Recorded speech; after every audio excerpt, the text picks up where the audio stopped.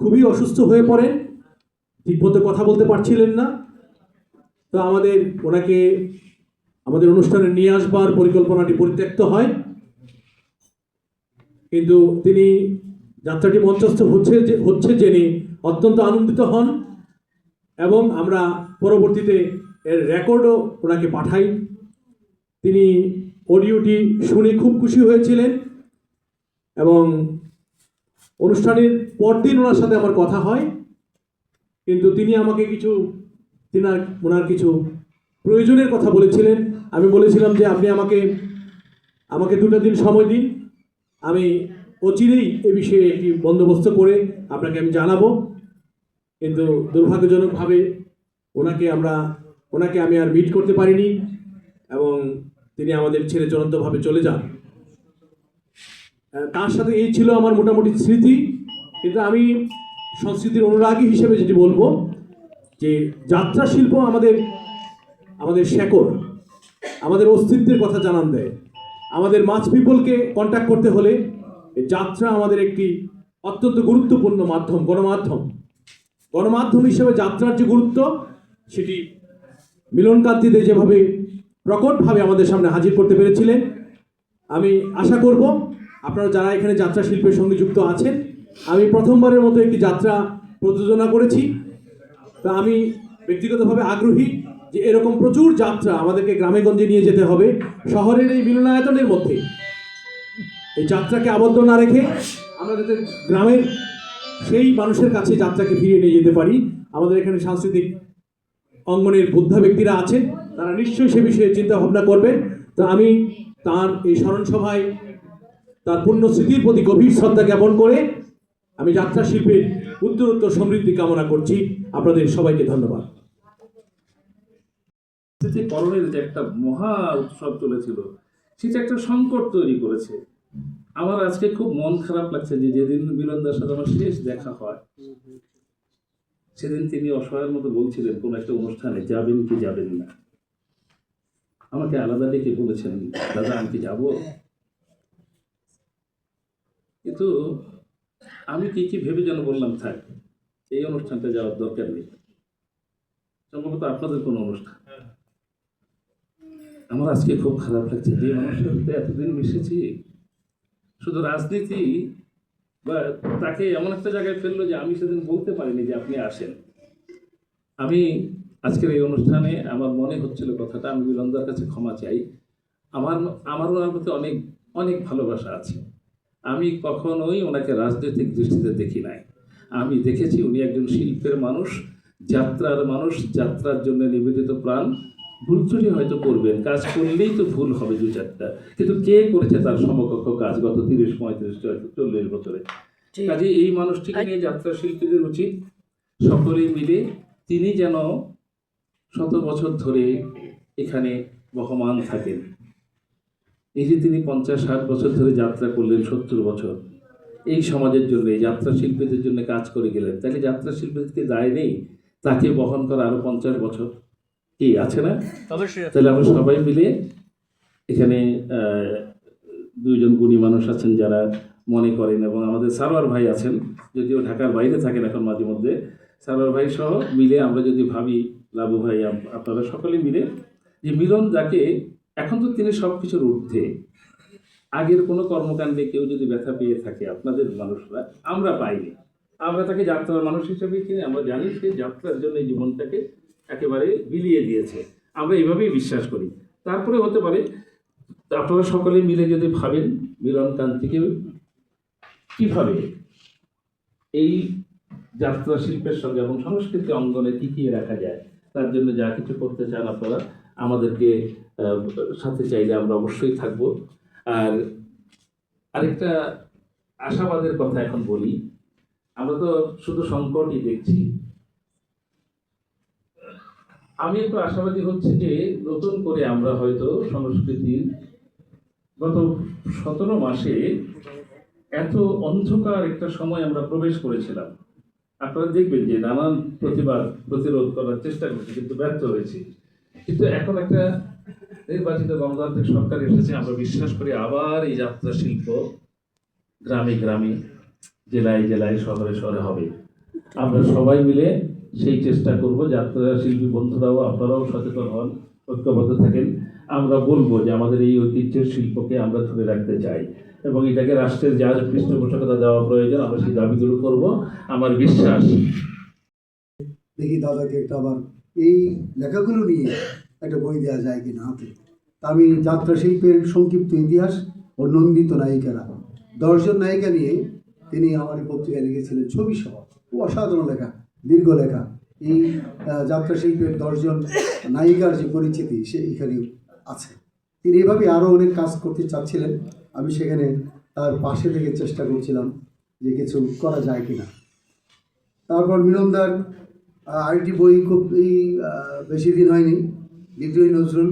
তিনি বলছিলেন যে আমি আরেকটি আমার বই আছে, সেটা হচ্ছে ওই যাত্রাপালা, এটাও আমি করে দিয়েছিলাম। তো মিলনদার সঙ্গে বললাম যে নানান ধরনের স্মৃতি আমার বাসায়। তো আমার বলবো যে একটা অভিভাবকের মতোই থাকতেন। আমার গিন্নি, তিনি কি খাবেন আগে জিজ্ঞেস করতেন, ঠিক তার জন্য ওইভাবেই রান্না করা হতো, দুপুরে হোক আর রাত হোক। আর তার জন্য আমি আমার বাসায় একটা অবাধ যাতায়াত ছিল। বাংলা একাডেমিতে যখন ছিলাম তাকে দিয়ে অমলেন্দু বিশ্বাস এবং যাত্রা শিল্প যে বইটি, সেটা আমি তখন আমার বাসায় প্রায় 15-16 দিন একেবারে তাকে যন্ত্রণা দিতাম যে আমার বাসায় আসবেন, এসে খেয়ে টেয়ে কাজ করবেন বা আবার চলে যাবেন, আর যে থাকতে চান থাকবেন। ব্যাপারটা হচ্ছে এরকম। তো মিলনদা নিয়ে আমার অভিব্যক্তি সেই গ্রন্থেই যাবে। তবে অভিব্যক্তি হচ্ছে এরকম, মৃত্যু সংবাদ যখন প্রদীপের বড় ভাইয়ের কাছ থেকে শুনলাম, আমি বাসায় তখন ঘণ্টাখানেক বোধহয় কান্নায় ছিলাম। আসলে এতই পরিস্থিতি দাঁড়াচ্ছিল, আমার গিন্নিও তাই, আমার ছেলেও তাই। এক সময় বললো যে তুমি যে খাচ্ছ তখন মিলনদার দায়িত্ব আছে, দায়িত্বগুলি আগে পালন করো। ওই প্রেস রিলিজ লিখে সমস্ত পত্রিকায় পাঠালাম, যারা সাংস্কৃতিক করে ওই প্রতিবেদনগুলি বা সংবাদগুলি লেখে, এদের সঙ্গে ফোনে কথা বললাম, টেলিভিশনগুলির সঙ্গে কথা বললাম, দিয়ে দিয়ে মোটামুটি আছে।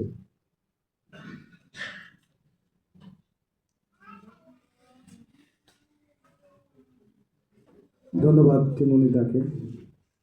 মঞ্চে উপস্থিত আছেন আমার বন্ধুবর লাবলু, উপস্থিত আছেন আজকের অনুষ্ঠানের প্রধান অতিথি, যার সাথে আমার রাজনৈতিক সম্পর্ক প্রায় 40 বছরের কাছাকাছি।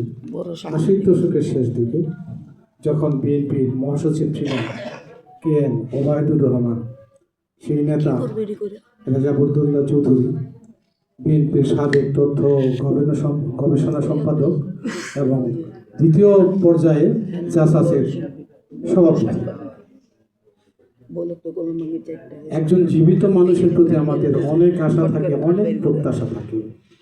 আজকে রেজা ভাই আছে জীবিত, তার কাছে কিন্তু আমাদের আশা প্রত্যাশা অনেক বেশি।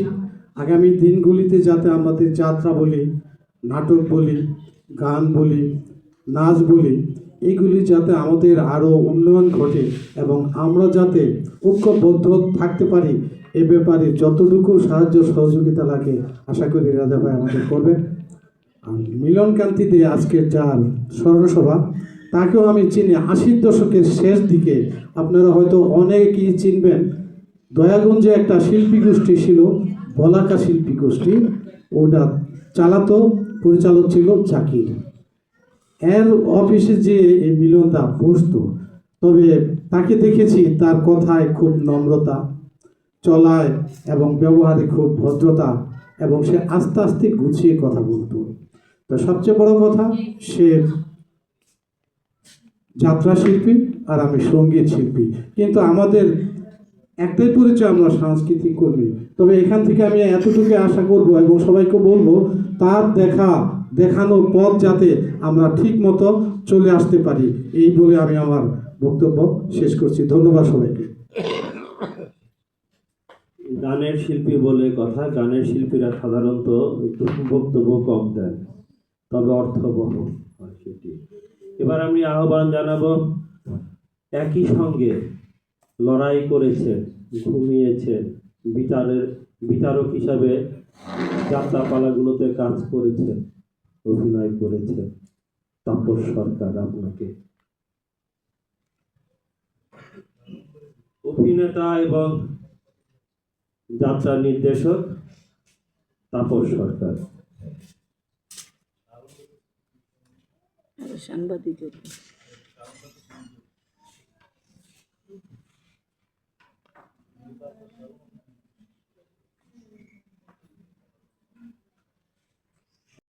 যে মা, তোমাদের কি বাসায় বড় কেউ নেই? বড় কেউ থাকলে তার হাতে মোবাইলটা দাও। কণ্ঠটা আসতেছে এইভাবে যে আমি বড়। তাই বললাম যে বড় মানে আমি চাচ্ছি কি মিলনদা যদি থাকে মিলনদার হাতে দেন। উনি বলছেন আমি মিলনদা বলছি, কিন্তু আমি মিলাতে পারছিলাম না, কারণ কণ্ঠস্বরটা একদম শিশু সুলভ। পরিবর্তন হয়ে গেছে, কিন্তু একেবারে কণ্ঠস্বরটা পরিবর্তন। মোবাইলে এরকম পাওয়া যাচ্ছিল। আমি একটু অবাক হয়ে গেলাম। বলতেছে আমি মিলনদা। আমি বললাম কি রসিকতা করতেছে নাকি? তো আমি কিছুটা থমকে দাঁড়ালাম। তা আমার কণ্ঠস্বর উনি বুঝেছেন। আমাকে বলছেন সরোর ভাই আপনি কি ঢাকায় নাকি দেশের বাড়িতে? না, আমি বললাম যে আমি ঢাকায়। তা আপনার কণ্ঠস্বরে এরকম পরিবর্তন হয়েছিল। বলে কয়েকদিন ধরে এই অবস্থা। আমি আমার কথার গলার স্বর একদম বদলে গেছে। মোবাইল একদম সবাই যারাই কথা বলছে শিশু সুলভ হয়ে গেছে। যাক, এটা বোধহয় হয়ে যায় অসুস্থতার কারণে, আমার ঠিক ধারণা নেই। যাক, তার তো 3 দিন পরেই এই দুঃসংবাদটা আমরা সকলেই শুনেছি। তার প্রতি শ্রদ্ধা জানাই আর একবার। মিলনকান্তি দে আসলে একজন শুধু যাত্রা শিল্পী ছিলেন আমার দৃষ্টিতে।